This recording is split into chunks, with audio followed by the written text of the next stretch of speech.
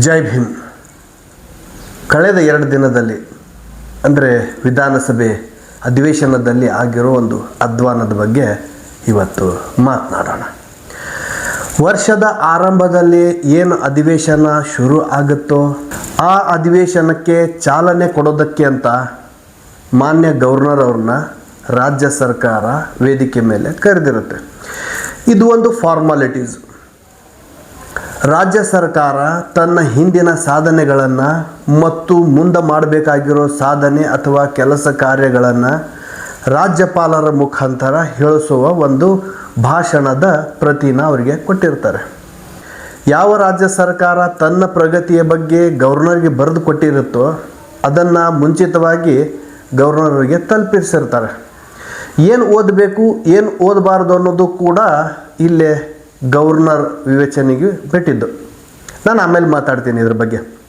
So ಅದೇ ರೀತಿ ರಾಜ್ಯ ಸರ್ಕಾರ ಏನು ಮಾತಾಡಬೇಕು ಅಂತ ಅವರಿಗೆ ಕೊಟ್ಟಾಗ ಮಾನ್ಯ ರಾಜ್ಯಪಾಲರು ಕೆಲವೊಂದಿಷ್ಟು ವಿಷಯನ ಅದರಿಂದ ಹೊರಗಡೆ ತೆಗೀರಿ ಅಂತ ಹೇಳಿರ್ತಾರೆ. ಆದರೂ ಸಹ ರಾಜ್ಯ ಸರ್ಕಾರ ತೆಗೆಯೋದಿಲ್ಲ. ಯಥಾವತ್ತಾಗಿ ಕೊಟ್ಟಾಗ ಅಂದರೆ ಸುಮಾರು 80 ಪುಟಗಳು ಮಾನ್ಯ ರಾಜ್ಯಪಾಲರಿಗೆ ರಾಜ್ಯ ಸರ್ಕಾರ ಕೊಟ್ಟಿರುತ್ತೆ. ಆದರೆ ರಾಜ್ಯಪಾಲರು ಮೊದಲ 2 ಹಾಗೂ ಕೊನೆಯ 2 ಸಾಲುಗಳನ್ನು ಅಷ್ಟೇ ಓದಿ ಮಧ್ಯದಲ್ಲಿರೋದನ್ನು ಓದಿದ್ದೇನೆ ಎಂದು ತಿಳಿದುಕೊಳ್ಳಿ ಅಂತ ತಾವು ಹೊರಟು ಬಿಡ್ತಾರೆ. ಇಲ್ಲಿಂದ ಅಧಿವೇಶನದಲ್ಲಿ ಸ್ವಲ್ಪ ಸಂಚಲನ ಮೂಡುತ್ತೆ. ಯಾಕೆ ಅಂತಂದರೆ ರಾಜ್ಯ ಸರ್ಕಾರ ನಾವು ಬರೆದು ಕೊಟ್ಟಿರೋ ಭಾಷಣನ ಗವರ್ನರ್ ಅವರು ತಿರಸ್ಕರಿಸೋದಕ್ಕೆ ಆಗೋದಿಲ್ಲ ಅನ್ನೋದು ರಾಜ್ಯ ಸರ್ಕಾರದ ನಿಲುವು. ರಾಜ್ಯಪಾಲರು ಕೇಂದ್ರ ಸರ್ಕಾರದ ಕೈಗೊಂಬೆಯಾಗಿ ವರ್ತಿಸ್ತಿದ್ದಾರೆ ಅಂತ ಆಡಳಿತ ಪಕ್ಷದವರು ಆಪಾದನೆ ಮಾಡಿದರೆ ರಾಜ್ಯಪಾಲರ ಮೇಲೆ ಒತ್ತಡ ಹೇರೋದಕ್ಕೆ ರಾಜ್ಯ ಸರ್ಕಾರಕ್ಕೆ ಯಾವುದೇ ಹಕ್ಕು ಅಥವಾ ಅವಕಾಶ ಇಲ್ಲ ಅಂತ BJPಗರು ಕೂಡ ಪ್ರತಿಭಟಿಸ್ತಾರೆ. ಅಷ್ಟಕ್ಕೂ ಯಡಿಯೂರಪ್ಪನವರು ಸಹ ಇದೇ ಮಾತನ್ನು ಹೇಳ್ತಾರೆ. ಹಾಗಾದರೆ ರಾಜ್ಯಪಾಲರು ಮಾಡಿರೋದು ಸರಿನಾ? ಒಂದು ರಾಜ್ಯ ಅಂತ ಬಂದಾಗ ಆ ರಾಜ್ಯದಲ್ಲಿ ಯಾವುದೇ ಪಕ್ಷದ ಸರ್ಕಾರ ಆಡಳಿತ ಮಾಡಬೇಕಾದ್ರೆ ತನ್ನ ಒಂದು ಕಾರ್ಯಗಳನ್ನು ಕೆಲಸಗಳನ್ನು ಅಭಿವೃದ್ಧಿಗಳನ್ನು ರಾಜ್ಯಪಾಲರ ಮುಖಾಂತರ ಹೇಳಿಸೋದು ಒಂದು ಸಹಜ ಪ್ರಕ್ರಿಯೆ. ಅದೇ ರೀತಿ ರಾಜ್ಯಪಾಲರು ಸಹ ಅದನ್ನು ವಾಚನ ಮಾಡಬೇಕು. ಆದರೂ ಸಹ ಇಲ್ಲೇ ರಾಜ್ಯಪಾಲರು ವಾಚನ ಯಾಕೆ ಮಾಡಲಿಲ್ಲ? ಆಡಳಿತ ಪಕ್ಷ ಕೆಲವೊಂದಿಷ್ಟು ಉದಾಹರಣೆ ಅಥವಾ ಆಪಾದನೆ ಕೊಟ್ಟರೆ ವಿರೋಧ ಪಕ್ಷ ಬೇರೆಯೇ ಮಾತನಾಡ್ತಾ ಇದೆ. ಹಾಗಾದರೆ ಯಾವುದು ಸರಿ? ಕಲಂ 176 ಅಡಿಯಲ್ಲಿ ಬರುವಂಥ ಈ ಒಂದು ವಿಚಾರನ ಮಾನ್ಯ ರಾಜ್ಯಪಾಲರು ಸರ್ಕಾರ ಬರೆದುಕೊಟ್ಟಿರುವ ಟಿಪ್ಪಣಿನ ಓದಲೇಬೇಕು. ಇದು ಒಂದು ಸಂಪ್ರದಾಯ ಅಂತ ಆಗ್ಬೋದು ಅಥವಾ ಕಾನೂನುಬದ್ಧವಾಗಿಯೂ ಆಗಬಹುದು. ಇದು ಕೇವಲ ಈಗ ಇರುವ ಕಾಂಗ್ರೆಸ್ ಸರ್ಕಾರದ ಹೊಣೆಗಾರಿಕೆ ಅಷ್ಟೇ ಅಲ್ಲ. ರಾಜ್ಯದಲ್ಲಿ ಯಾವುದೇ ಸರ್ಕಾರ ಮುಂದಿನ ದಿನದಲ್ಲಿ ಅಥವಾ ಹಿಂದೆ ಬಂದಿರೋ ಸರ್ಕಾರದ ಒಂದು ಟಿಪ್ಪಣಿನ ಅಂದರೆ ಏನು ಸರ್ಕಾರ ಬರೆದು ಕೊಟ್ಟಿರ್ತೈತೋ ತನ್ನ ಸಾಧನೆನ ಅದು ಯಾವುದೇ ಕೇಂದ್ರ ಸರ್ಕಾರದಿಂದ ನಿಯೋಜನೆಗೊಂಡಿರೋ ರಾಜ್ಯಪಾಲರಾದರೂ ಸಹ ಅದನ್ನು ವಾಚನ ಮಾಡಬೇಕು. ಯಾಕೆ ಅಂತಂದರೆ ಒಕ್ಕೂಟ ವ್ಯವಸ್ಥೆ ಇದು. ರಾಷ್ಟ್ರಪತಿಗಳ ಪ್ರತಿನಿಧಿ ರಾಜ್ಯಪಾಲರು. ಇಲ್ಲಿ ರಾಜ್ಯಪಾಲರನ್ನು ಕೇಂದ್ರದಲ್ಲಿ ಆಡಳಿತ ಇರುವ ಸರ್ಕಾರ ನಿಯೋಜಿಸಿದರೂ ಸಹ ಯಾವ ಕೇಂದ್ರದಲ್ಲಿರುವ ಸರ್ಕಾರ ರಾಜ್ಯಪಾಲರನ್ನು ನಿಯೋಜಿಸುತ್ತೋ ಅಲ್ಲಿವರೆಗೂ ಮಾತ್ರ ಅವರು ಅಂದರೆ ರಾಜ್ಯಪಾಲರಾಗಿ ಬರೋದಕ್ಕಿಂತ ಮೊದಲು ಕೇಂದ್ರ ಹೇಳೋ ಥರ ಕೇಳಬಹುದು.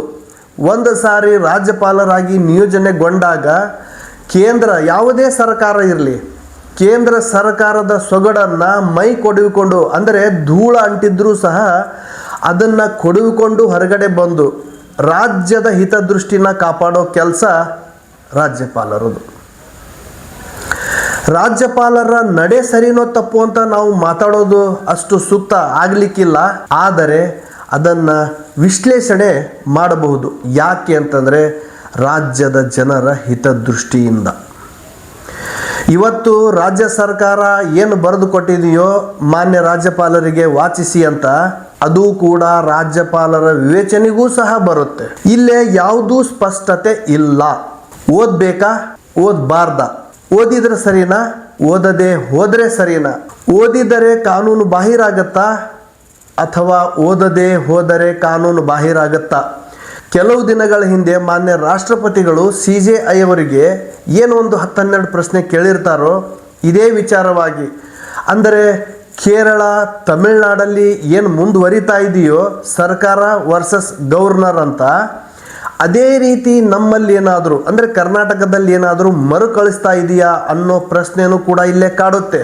CJI ಅವರು ಸುಮಾರು ದಿನ ಟೈಮ್ ತಗೊಂಡು ಒಂದು 6 ಪ್ರಶ್ನೆಗಳಿಗೆ ಉತ್ತರ ಕೊಟ್ಟಾಗ ಕಾನೂನು ಇದೇ ಥರ ಹೇಳ್ತಾ ಇದೆ ಅಂತನ್ನೋ ಸ್ಪಷ್ಟೀಕರಣ ಕೊಟ್ಟಿಲ್ಲ. ಆಯಾ ರಾಜ್ಯದ ರಾಜ್ಯಪಾಲರು ತಮ್ಮ ವಿವೇಚನೆಯನ್ನು ಬಳಸಬೇಕಾಗತ್ತೆ, ಯಾವುದೂ ಸ್ಪಷ್ಟವಾಗಿ CJI ಅವರು ಹೇಳಿಲ್ಲ. ಸೆಕ್ಷನ್ 200 ಅಡಿಯಲ್ಲಿ ಮಾನ್ಯ ರಾಷ್ಟ್ರಪತಿಗಳು ಪ್ರಶ್ನೆ ಕೇಳಿದರೂ ಸಹ ಸ್ಪಷ್ಟ ಮತ್ತು ನಿಖರ ಉತ್ತರ ಸಿಕ್ಕಿಲ್ಲ ಇನ್ನುವರೆಗೂ. ಮಾನ್ಯ ರಾಷ್ಟ್ರಪತಿಗಳು ಈ ಪ್ರಶ್ನೆನ ಯಾಕೆ ಎತ್ತಿದ್ರು ಅಂತಂದರೆ, ನಾನು ಆಗಲೇ ಹೇಳಿರೋ ಹಾಗೆ ಕೇರಳ ಹಾಗೂ ತಮಿಳುನಾಡು ಸರ್ಕಾರದ ವಿರುದ್ಧವಾಗಿ ರಾಜ್ಯಪಾಲರು ಕೆಲಸ ಮಾಡ್ತಾ ಇದ್ದಾರೆ ಅನ್ನೋದನ್ನು ಆಯಾ ರಾಜ್ಯದ ಸರ್ಕಾರಗಳು ಏನು ದೂಷಿಸ್ತಾ ಇದ್ದಾವೆ. ಅಂದರೆ ಮೇಲ್ಮನೆ ಹಾಗೂ ತಳಮನೆಯಲ್ಲಿ ಯಾವ ಒಂದು ಮಸೂದೆ ಅಂಕಿತ ಆಗಿ ಬಂದಿರುತ್ತೋ, ರಾಜ್ಯಪಾಲರ ಮುದ್ರೆಗೋಸ್ಕರ ಕಾಯ್ತಾ ಇರುತ್ತೋ, ಆ ಒಂದು ರಾಜ್ಯಪಾಲರ ಮುದ್ರೆ ಬೀಳೋದಕ್ಕೆ 3 ತಿಂಗಳ ಸುಮಾರು ದಿನ ಅಂತ ಇರುತ್ತದು. ಅಷ್ಟರಲ್ಲಿ ರಾಜಭವನ ಅದಕ್ಕೆ ಮುದ್ರೆ ಹಾಕಿ ಕಳಿಸ್ಬೇಕು, ಅಥವಾ ರಾಜ್ಯ ಸರ್ಕಾರಕ್ಕೆ ತಿದ್ದುಪಡಿ ಮಾಡಿ ಅಂತ ಕಳಿಸ್ಬೇಕು, ಅಥವಾ ರಾಷ್ಟ್ರಪತಿಯವರಿಗೆ ಕಳಿಸ್ಬೇಕಾಗುತ್ತೆ. ಆದರೆ ಅಲ್ಲಿಯ ರಾಜ್ಯಪಾಲರು ಏನೂ ಮಾಡಲಿಲ್ಲ.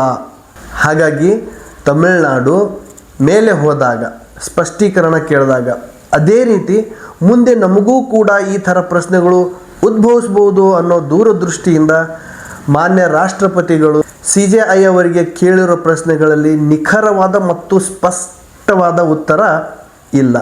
ಅಲ್ಲೂ ಕೂಡ ಏನು ಅರ್ಥೈಸ್ಕೋಬೋದು ಅಂತಂದರೆ, ರಾಜ್ಯಪಾಲರಾಗ್ಬೋದು, ರಾಷ್ಟ್ರಪತಿಗಳು ಆಗ್ಬೋದು, ಸ್ವತಃ ತಮ್ಮ ವಿವೇಚನೆಯನ್ನು ಬಳಸಬೇಕು ಅಂತಲೂ ಆಗಬಹುದು.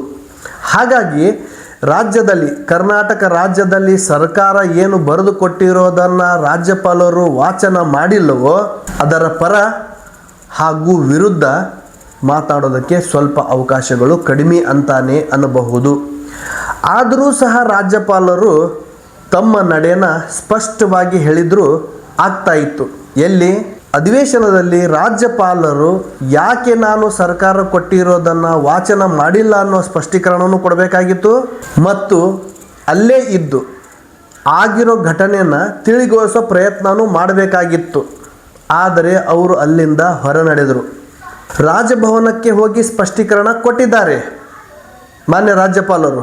ಏನಂತ?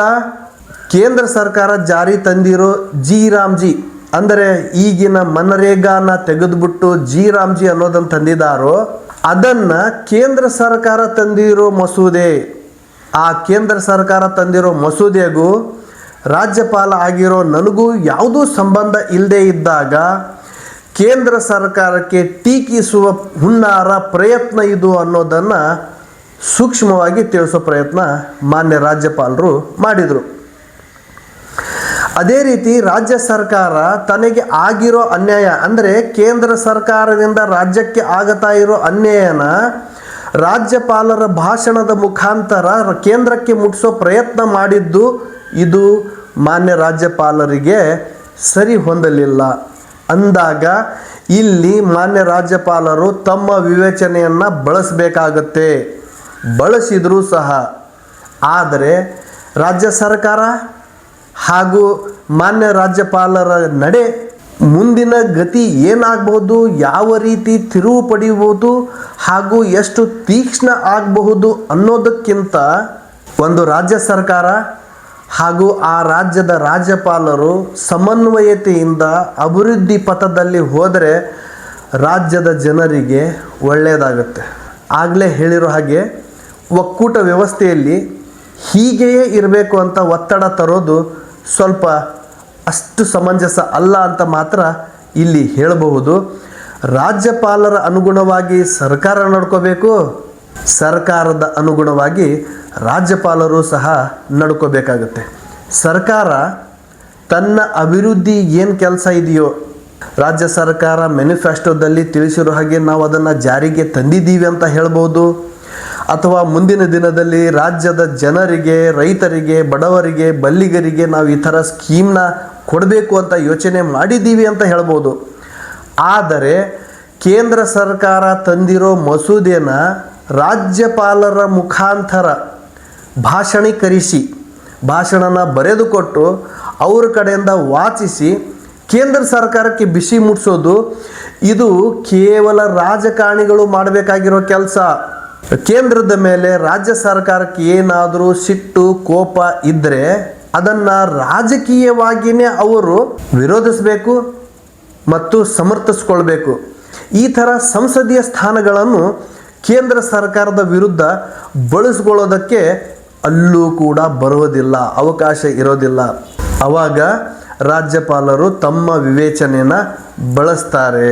ಇಷ್ಟು ಮಾತ್ರನ್ನ ನಾವು ವಿಶ್ಲೇಷಿಸಬಹುದು ಹೊರತು ಇದಕ್ಕಿಂತ ಜಾಸ್ತಿ ಮಾತಾಡೋದ್ರಲ್ಲಿ ಯಾವುದೂ ಅರ್ಥ ಇಲ್ಲ ಅಂತ ಹೇಳ್ತಾ ಮತ್ತೆ ಇದೇ ಥರ ಬೇರೆ ಸುದ್ದಿ ಜೊತೆ ಬರ್ತೀನಿ. ಅಲ್ಲಿವರೆಗೂ ಜೈ ಹಿಂದ್.